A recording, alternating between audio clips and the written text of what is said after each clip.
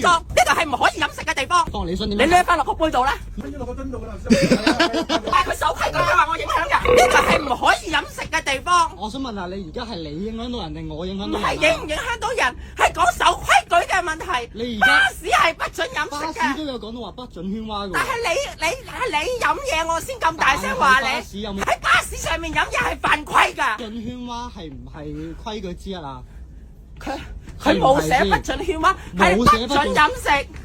你自己犯咗規，你仲咁理直氣壯？不如大家冷靜啲，唔好影響到人。你自己犯咗規啊！你唔好你自己犯咗規啊！呢噴口水度唔係俾你飲食嘅地方啊！噴口水落。啊，先前唔好噴口水落我度。呢度係唔可以飲嘢㗎。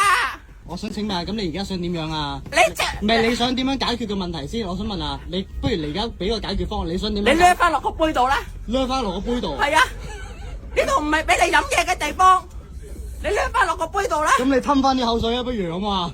你執翻啲口水嚟飲啊！我冇吐口水喎。咁都冇？講嘢梗係會有飛沫㗎啦！我要同車長講啊，係你自己犯咗錯。我揾車長嚟同你講啊，嗌咗佢唔好飲，跟住隔咗10幾分鐘又嚟飲過。佢吞咗落個樽度㗎啦。我話你唔好喺車廂飲嘢，唔該。冇問題喎。喺人哋車長都話佢唔得冇問題，但好係啦，同佢講咗啦。係啦，冇問題。佢講咗啦。冇問題，但係我同佢講，佢仲喺度話我影響人喎， OK，就話佢守規矩，佢話我影響人。我話佢守規矩。